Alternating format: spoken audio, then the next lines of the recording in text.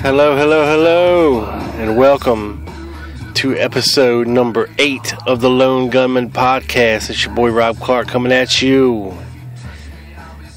Whew. Man, the music gets me going. Sorry. Just does.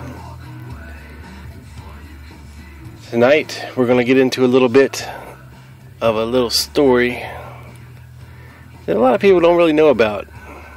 And it involves the mysterious bishops of New Orleans. That's right. Hey, but first, let me say that I am blown away at the response that we've got from doing this. And I'm fully aware that it's a process. You know, when I first started doing my blog about a year and a half ago, I soon realized that it's not instant success. You know, I think my blog went maybe 3 weeks before I even had like 1 or 2 people looking at it. And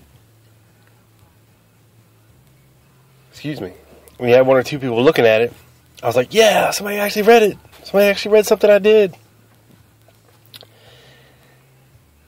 And then slowly, but surely, kept getting bigger and bigger. More people were reading. And more people and more people and more people. Until finally, in a year, my blog had like 45,000 hits. I mean, it's almost up to 50,000 now in a year and a half. It's crazy. You know, what they say is true. If you build it, they will come. If you write things that people want to read, they will find it. If you talk about things that people want to hear, they'll find it. And I understand it's a slow process. But from the bottom of my heart, I appreciate all the new listeners. All the listeners from the very get-go, all the commenters, all the followers, all the likers. Keep it up. It's great. And a special thank you to listener Leo for sending me a very heartfelt email. And I appreciate it very much. And it makes me realize, that, hey, people are listening. And if there's anything at all, you want to talk to me about, or you want me to address on here, I have a new email address. It is called thelonegunmanpodcast@gmail.com. It's thelonegunmanpodcast, all one word, @gmail.com. So feel free to send me an email, drop me a line, just say hi, whatever. I love corresponding with people. Anything, we already have something in common if you're listening to this. And I'm a friendly guy, and I love talking about anything assassination related, anything at all. So feel free to drop me a line, and make sure you check out Doug Campbell's podcast, The Dallas Action. You can find it on Spreaker. Search The Dallas Action or Doug Campbell. Same on Facebook. You'll find it. And he's doing great things over there, and he just dropped one involving Lee Harvey Oswald and the clap. And I don't mean the applause type of clap, if you get what I'm saying. He had the old Dirty D, but he did it in the line of duty, so that's all that matters. But please check out Doug's podcast. He's killing it. He's been killing it since day one. If you like this, you will definitely like what he's doing, because he's way better than me. He's much more concise and professional. I'm more of a rambler. I'm more of a off the cuff kind of guy. I do this with no notes. Doug's meticulous. He's like the I don't know what you call it, but he's always making notes. And it's good because he gets his facts straight. And my facts are shit, so everything I say, you better check. twice. But no, check the Facebook page, and I'll try to post links, pictures, articles, anything relating to what I just talked about. It'll be on the Facebook page. So feel free to like us there, like us on Spreaker, comment on Spreaker, comment on Facebook. Whatever you want to do, just let us know you're listening. Okay? That this is a fledgling operation. We're trying to get this up off the ground. We're trying to do big things. And every bit of support that you can do to help us is greatly appreciated. You know, because we've got big plans, people. You know, it's why we're doing this, because we felt that there was, like Doug said, a void. Okay? Yeah, sure, we got Black Op Radio. It's great. Once a week for an hour. You know, and Lynn does great things, but we want more. You know, and where's the more? You know, I'm not going to go listen to Jim Fetzer. That's for sure. So, this is more. This is more content, more talk, more talk about JFK. That's all we're doing here. And tonight, let's jump right into it, into the bishops of New Orleans. These crazy sumbitches with the, what were they called? The old American Catholic Old Orthodox Church. Something crazy.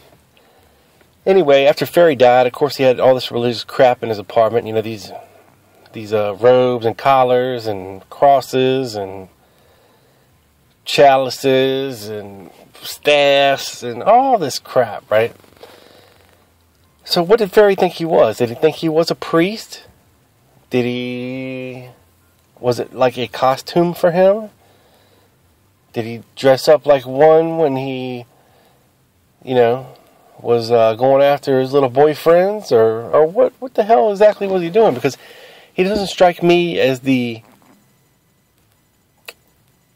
type of person that should be wearing a priestly outfit. You know, but whatever. I mean, I know that's what he wanted to be, but, you know, a legitimate one, but I don't think this was on the legitimate side, and I'll tell you why. There was, I don't know, I think as many that we know of that actually are relevant to the case, at least like 5 or 6 of these bishops in New Orleans that were part of this church that didn't really exist. It existed maybe on paper. That was about it. And then I listened to, I will give Fetzer credit for this. He had a guy named Peter Levenda on his show a couple years ago. And it intrigued the hell out of me because this guy, Peter Levenda, alright, this was back in the 60s, okay? Him and his buddy, they created a fake church and ordained themselves these fake ministers and got recognized by the government so they could avoid the draft. And it worked. Okay, I mean, even back in the 60s, they were allowed into the church that Bobby Kennedy's mass was being held in after he was killed. And they show up in a limo, they get out, they're dressed like priests, they're let right in, they weren't searched, they could have had explosives, bombs, guns, anything else. He said he could have turned around and spit on Jackie Kennedy and her kids. This is how close these people were. This is the kind of access that they had. And what Peter Levenda said, because he got caught up in all this fake church business and all these fake Orthodox churches, that it was used by the intelligence services like the FBI or the CIA or pretty much whoever wanted to pay them or back them or use their services. Because when you think about it, back then and even now, people dressed like priests have access to places that normal people don't. they can go to the morgue, they can go to the hospital, they can go to the jail, they can go to a school, they could go anywhere and get unprecedented access to places in these places that normal people can't go. They can get near people in the hospital. They can, people tell them things because they trust them, because they think they're priests. And, they were used as sometimes covert assassins or intelligence gatherers, or pretty much anything that you needed a priest to be able to get close to somebody. Maybe you try to kill somebody and they're in the hospital, and the priest is coming by, and he slips a thing of arsenic under their tongue and says a couple Hail Marys on the way out. He's like, I don't think he's gonna make it much longer. Give him the last rites. Bam, he's dead. The priest leaves. That's it. And nobody questions it. Nobody questions a priest. That's not seen as an ethically or moral thing to do. So these guys had unprecedented access to people, places, things, information, and they could use it covertly, because there was no real church. Okay, there was no brick and mortar church. These guys were, on paper, you see what I'm saying, a church. Okay? And they were self-ordained ministers, recognized by the government, tax deductible, and all that good stuff. Now, among these bishops of New Orleans, there's a couple interesting characters. Of course, we all know the story of David Ferry, who I just talked about. There's a guy, Jack Martin, who worked for Guy Bannister. There is an interesting guy named Thomas Beckham, who tells an interesting tale. And a guy named Fred Lee Chrisman. And a guy named Earl James Anglin. And a couple others. And focusing on Thomas Beckham for a second, he is one hell of a character, let me tell you. And if you go back, and I don't know if the Warren Commission actually got a hold of this guy, I don't think they did, but Garrison was on to this guy. After much to do of Beckham moving and facing and fighting extradition to testify at the grand jury in front of Garrison, he finally had to go. And he did it. And he told his story, 160 pages worth. I think he testified for like 6 hours straight. And he told one hell of a story, let me tell you. And if you have time and you really want to check it out, please find his Garrison grand jury testimony. Thomas Beckham's. It is crazy. But he also testified to the HSCA under a reprise of immunity. Basically, that nothing he said could incriminate him in any way. And his story that he told the HSCA was dramatically different from the story that he told Garrison. And supposedly the reason is another bishop, Fred Lee Chrisman. Now, old Fred Chrisman goes back a long way. He goes back in the 40s. He used to write these, I guess you'd call them comic books, but they were more like amazing stories or things like that.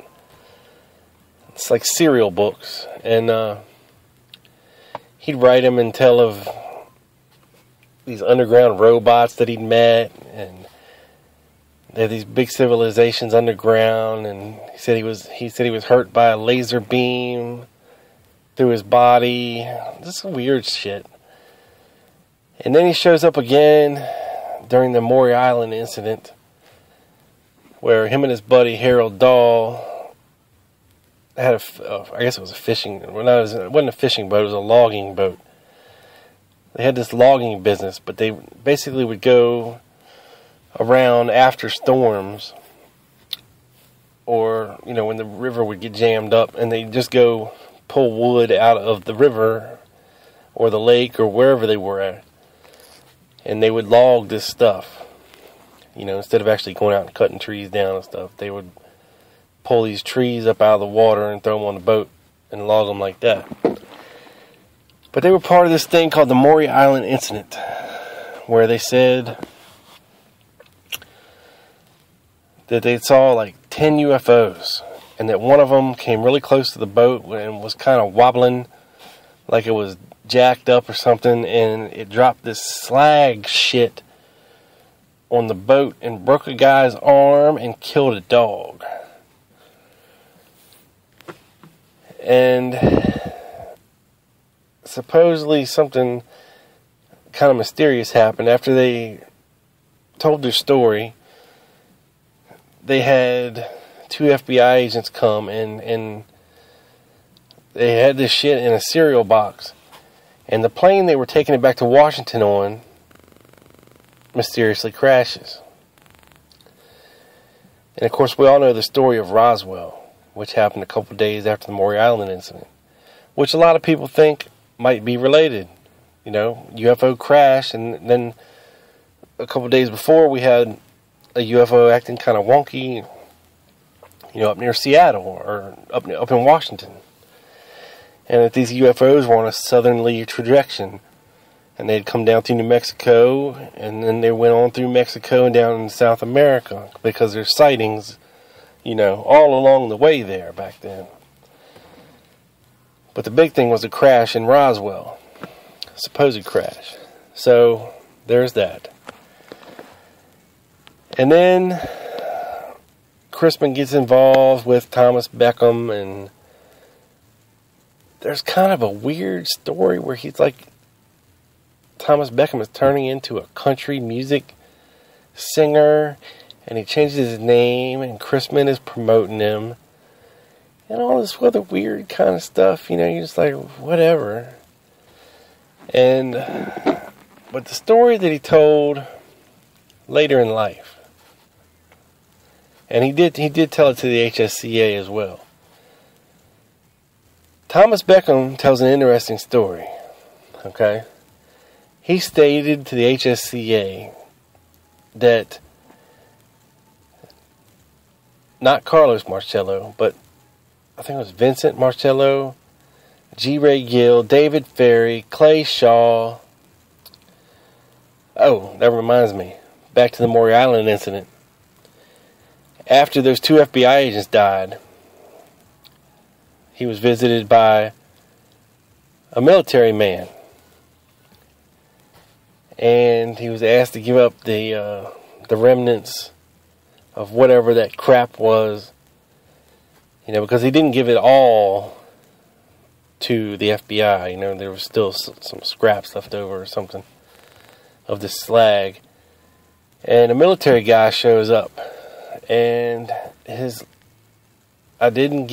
didn't say what branch of the military he was or his rank. It just said a military man named Shaw. Interesting, huh? I thought so. Shows up, and Chrisman gives him the remnants of this UFO slag. And that's the last you hear of that.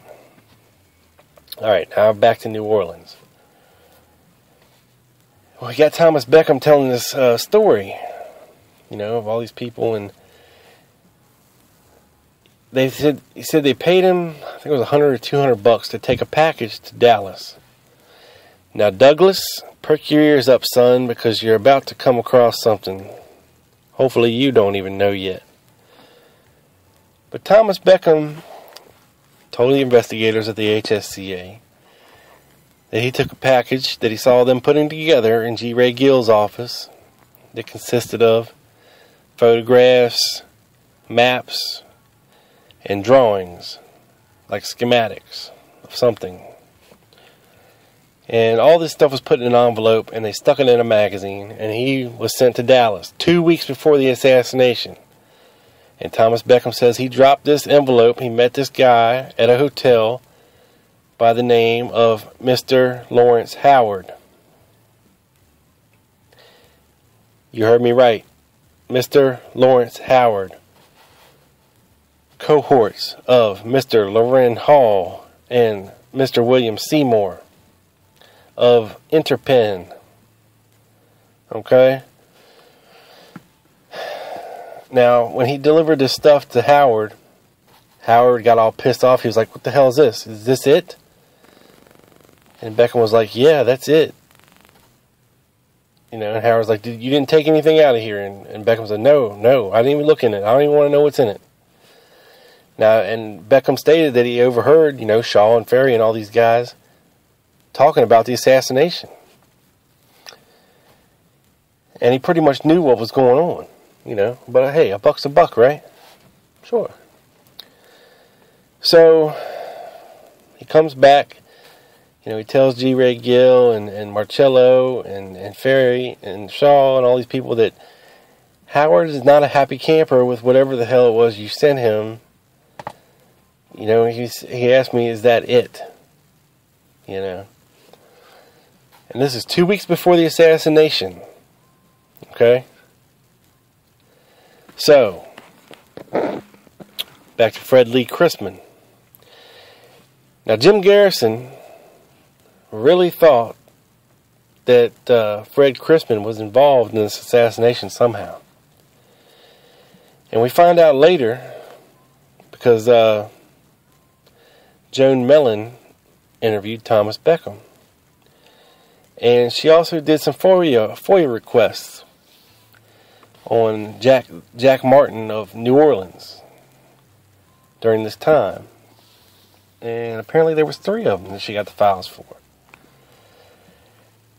Fred Chrisman or Thomas Beckham himself, through his CIA contacts, had received Fred Lee Chrisman's CIA file. And it turns out that yes, Fred Lee Chrisman was a CIA agent or asset. More of an agent than an asset, I should say.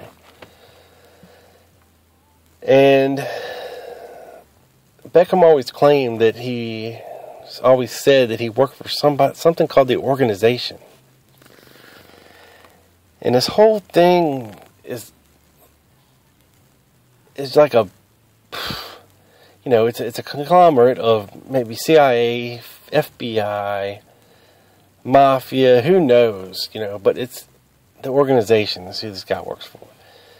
And Beckham always said that, you know, being moved out of New Orleans to Kansas, to Nebraska, to Idaho, or wherever he was going, was all done and paid for by Fred Chrisman. He said Fred Chrisman was his handler. He was told what to say to Garrison. And he was told to keep his mouth shut in this, but Chrisman died, I think, in 1975 before the HSCA investigation started. So, at the time of the HSCA, Beckham felt free to speak, as long as he had protection, which they granted him. And I'll post a link to his HSCA testimony, and you can read it for yourself. It talks about him taking that package to Lawrence Howard. And it's just interesting that, of course, he has all these connections with, Ferry and all these other guys. But he also says that Sergio Racca Smith was involved. Bernardo de Torres, he says, was Lee Harvey Oswald's handler in Dallas. Okay, and we run across these names all the time, talking about these anti-Castro Cubans. And that's interesting too. But I'm going to post some stuff up on my Facebook page that y'all can check out about Thomas Beckham and Fred Crispin and their stories. And they really are a trip. They're some of the weirdest, wildest shit out there. And how much of it can you believe? You gotta separate the crap from the truth. Once again, that's the trick. And Garrison got Fred Crispin on the stand too, but he didn't admit to anything really. But Garrison always believed there was something up with these bishops. Something, but he could never put his finger on it, about what they were up to. And he was close. And even Beckham admits that he was close. Very close. And the whole thing is just another piece to the puzzle, that we got to figure out where it fits in the puzzle. Because it's something. They were up to something, up to no good. An important piece, of him implicating Howard and Hall and Seymour and on the plot as well. Wow. So, yes, there you have it. Weird, wild stuff, as Johnny Carson used to say. But I think we'll call it there for tonight. And once again, I appreciate the hell out of everybody listening to this. Please like it on Spreaker. Like the page on Facebook. Go visit Doug's stuff on Facebook and Spreaker. Listen to him. The man does an amazing job. I promise you won't be disappointed. He's awesome. And like I said, stay tuned for bigger and better things. Hopefully we got some things in the pipe. Some big things. Exciting things. And like I said, I'll post some stuff up on the Facebook page that relate to this. A lot of people poo-poo the whole Fred Crispin angle and the UFOs and all that shit because they don't want to associate the assassination with UFOs. Because it has that stigma, the conspiracy theorist stigma, and they think it boils over. But you know what? The guy's in the narrative. You got to talk about it. And I don't know what anybody believes. I mean, a lot of people believe in UFOs. I don't know. I've never seen one. I've never seen an alien. I've never seen an abduction. I don't know what to believe. A lot of credible people have said they've seen them, but, we'll see. Time will tell on that one. But, so yeah, check it all out. I promise I'll post some stuff there, some good stuff to read, some interesting reads to further the discussion on the bishops of New Orleans. And you can also search out Peter Levenda. Just Google him up and you'll find links to all his stuff. His is a fascinating story. It's almost unbelievable, but I believe it because the man actually did it. And it's crazy. Alright, well that's it for now. Episode 8, the Bishops of New Orleans is in the can. Thank you all for listening. Go support your local used bookstore. You can find gems there. Things you wouldn't believe for $2, $5, $10. I'm talking first edition hardbacks. So please check out your local used bookstore. Support them. Read more. Research more. Learn more. Listen more. This is your boy Rob Clark. Signing off for tonight, people. Peace.